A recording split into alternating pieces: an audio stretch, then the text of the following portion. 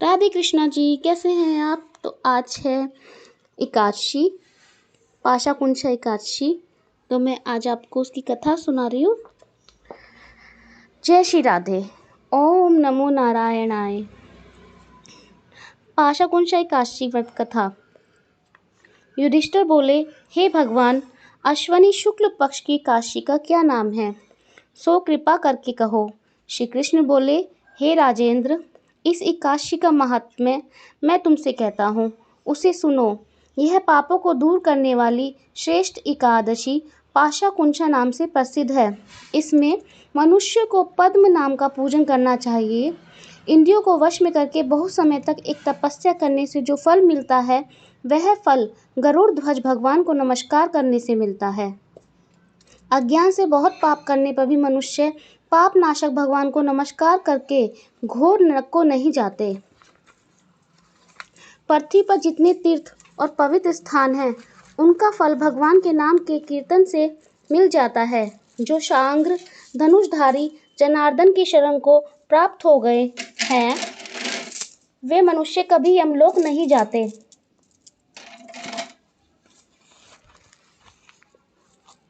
हजारों अश्वमेध और सैकड़ों राजसूय यज्ञ कराने का फल इस एकादशी के उपवास के 16वें भाग के बराबर भी नहीं है। हे मनुजाधिपि, जब तक मनुष्य पद्म नाम की एकादशी का उपवास नहीं करता, तब तक उसके शरीर में पाप रहते हैं। हे राजन, किसी बहाने से भी जिसने एकादशी कर ली, तो वह यमराज को नहीं देखता।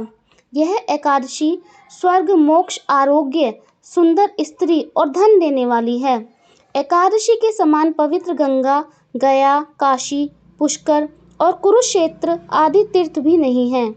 एकादशी का उपवास करके रात्रि में जागरण करके बिना परिश्रम विष्णु पद को प्राप्त हो जाता है। हे राजेंद्र, इसका उपवास करने से मनुष्य 10 पीढ़ी माता की, 10 पीढ़ी पितृकुल की, 10 पीढ़ी स्त्री के कुल का उद्धार कर देता है। वे मनुष्य दिव्य शरीर और 4 भुजा धारण करके माला और पीताम्बर पहनकर गरुड़ पर बैठकर स्वर्ग को जाते हैं। हे नरोत्तम, बालकपन, बुढ़ापा अथवा युवावस्था में इसका व्रत करके पापी आदमी भी दुर्गति को प्राप्त नहीं होता।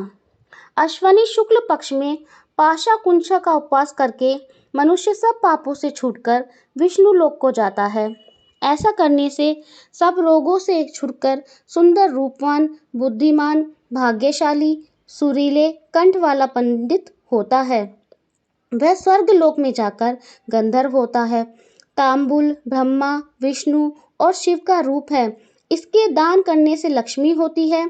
सुपानी में ब्रह्मा, पान के पत्ते में विष्णु निवास करते हैं। चूनी में साक्षात शिवजी रहते हैं। इसके दान से ब्रह्मादि देवता मुझको पूर्ण लक्ष्मी दें और मेरे भाग्य में संपत्ति बढ़े, ऐसे प्रार्थना करें।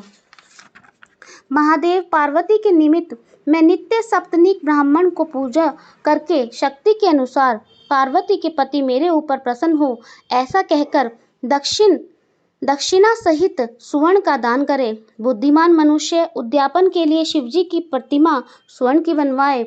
गौ और बैल को पंचोपचार से पूजा करके जो मिष्ठान भोजन कराए, उस व्रत के प्रभाव से सुंदर भाग्य, पूर्ण आयु, संतान, अत्रय संपत्ति और सुंदर यश होता है।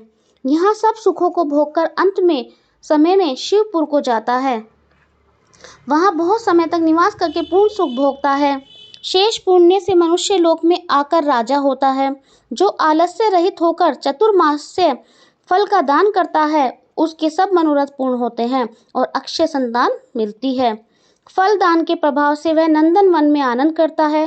पुष्प दान के नियम में वह जो स्वर्ण के पुष्प देता है, वह पूर्ण भाग्यशाली होकर गंधर्व पद को प्राप्त होता है।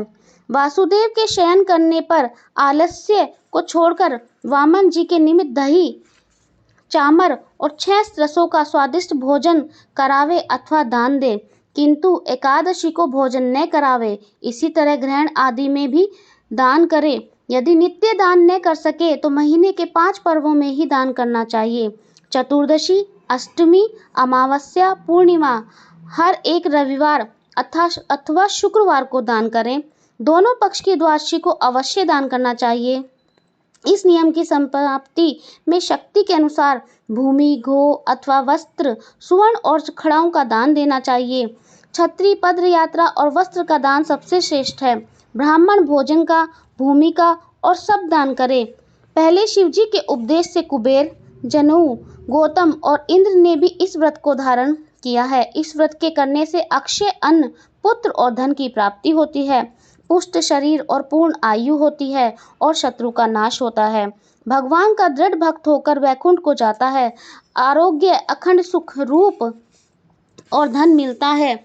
उसकी स्त्री बंधना नहीं होती। यह व्रत अनंत फल देने वाला है।